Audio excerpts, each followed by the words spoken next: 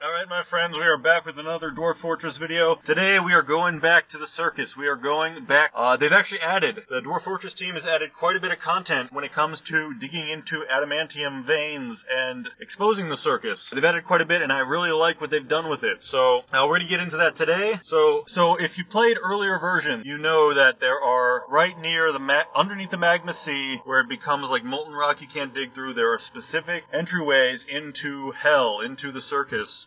Where the demons will then shoot back up like a pressurized fire hose and try to take over your fortress. And if you want to know how to deal with that, I've made several videos about that on my channel. Feel free to go back and refresh your memory. But in the earlier versions, how it would work was there would just be adamantium veins, and if you could dig a little bit out, but if you breached, if you created a passageway, which was often like just 1 block or 2 blocks behind that, if you created a passageway to the circus, then the demons would be spawned and they would be pushed up into your map. The new versions, they've been adding a lot, and I like what they're doing with it. They've been adding a lot in the latest versions on the Steam version of Dwarf Fortress that make it, you have a lot more warnings, and it's also, there's like a gradual ramp up where like the adamantium veins are kind of fleshed out now, so it's not just like, oh, adamantium, and you know, if it's your first time, then it's almost like a jump scare.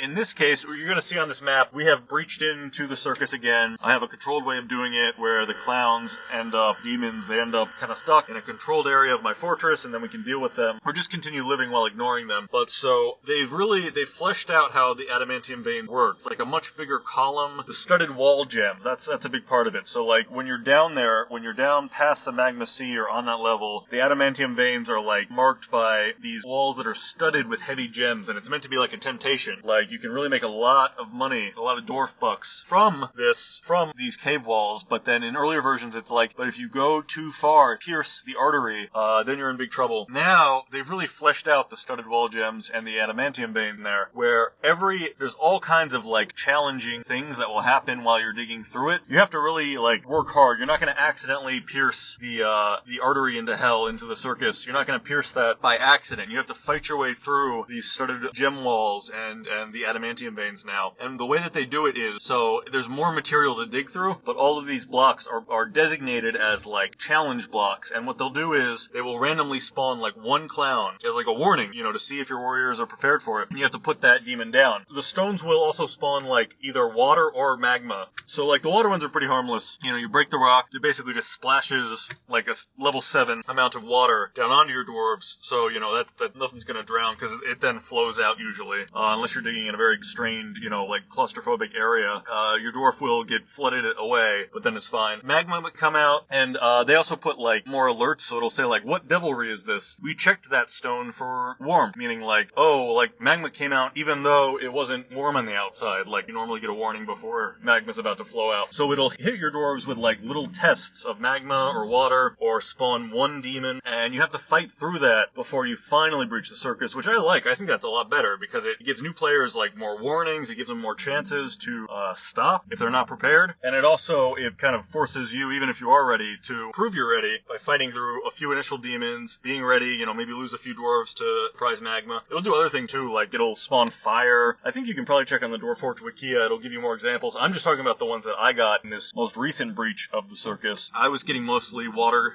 blocks and magma blocks and single clown spawning blocks. But I think there is other stuff too. So it'll do all kinds of stuff to give you a heads up and kind of test you as you really dig towards the center that is going to let all the clowns out. Yeah, one thing I forgot to mention is that it really is like a sub-adventure, like, spoiler. Okay, so spoiler right now. We actually do not get into the circus in this video. I did not have time this weekend, and I started taking casualties because it's so fleshed out that it is like properly its own segment of testing for your fortress. But so something I forgot to mention is that you do get a lot of godly treasures, things made out of strange metal. If you clear out a adamantium vein now, it's large and deep enough to the point that, you know, as I mentioned, like every block might spawn a monster. It might curse you. Some of the footage will show that. I end up with a fell ghoul because I guess he gets cursed when he clears a block. So fell ghouls, I'm already getting so distracted. Let me just explain fell ghouls and then I'll circle back to the sparkling metal or you know, the godly metal thing. Fell ghouls are a type of intelligent undead. So there's like normal zombies and then there are like more necromancical undead that still maintain some personality. Honestly, I might have to do a video on that because I had to read about this to even get a sense. I was like, what? How do I have a fell ghoul now? But so So curses, lava,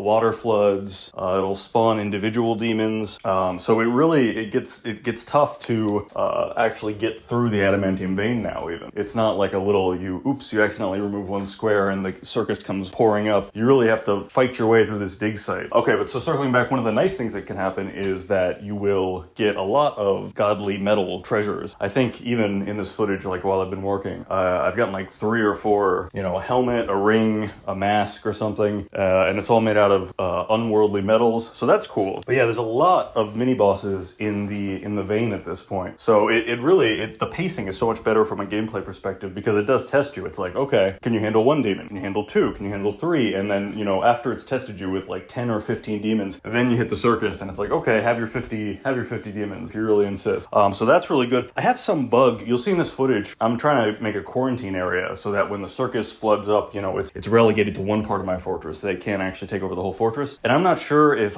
usually when I get a bug like this, it's a DF hack thing. It's that I did something in DF hack. I either removed magma or I added water or something. Often it's something with liquids, and then the dwarves like avoid tiles that they should be able to walk through. So I think this is probably something I did, but I don't remember doing anything to this vein. That's the thing. I don't remember doing anything specific to this vein that would do that. And I'm in this weird situation where you'll see I'm building these walls. I'm trying to build this quarantine, and the dwarves are really struggling to make it happen they're counting as stranded in DF hack. So there's something messed up with my pathing down here, and I'm not sure, it could be, to give myself a little more credit, if it's not something I did, it might be from the fact that as I'm digging through this vein, it is suddenly flooding this area over and over again with lava and things like that, such that maybe the pathing is messed up, and maybe I didn't do it. But in this game, usually when I find a bug, it turns out to be something I did, or something I'm not understanding, so I'm definitely open to that. But so what we're doing is we're pretty close to the magma sea and the part that you can't dig through, where it's like molten rock, so we're trying to go like up and then through it again. All that to say, I did plan on cracking the circus this weekend for this video, but I just didn't have time. And the thing that really convinced me to stop is, you'll see in this footage, I remembered I have a baron who has absolutely no quarters or anything. He doesn't even have a bed. And then I lost like 20 dwarves to one of the mini bosses that spawned out of the adamantium vein. So I was like, okay, you know what? Let's deal with this. Let's treat the wounded. Let's deal with the ghost situation that's now building up because I'm losing a lot of dwarves. You'll recall from last video that this map is also an undead map, so there's also, unintelligent undead spawning at the top the whole time. There's a big giant eagle corpse flying through the skies, which is a pretty cool image. It's just a massive zombie eagle. Somebody could write that into a fantasy. It would be pretty worthwhile. And we can't do anything about that, so we just try to leave it alone. It's actually been there for quite a while. And it does fly down and attack other animals and make other undead. But all that to say, I'm taking it slow. Maybe next weekend I'll be able to show you my actual circus breach, but I am gonna now pause on the excavation and work on my baron, work on my wounded, work on honoring the dead so that it doesn't become a haunted house as well, full of ghosts. But I think that's a really great example of how the dev team have made the breach into the circus a lot more fun and a lot more interesting, because I now have that option, where I was trying to get into the circus and the adamantium and studded gem wall area, that like stalactite shaped cone that goes down into the circus is actually such an adventure that you need to do it piecemeal sometimes. You have to work on it in stage 1, work on it in stage 2, work on it in stage 3, and then finally breach. And that makes people much more ready to actually deal with the circus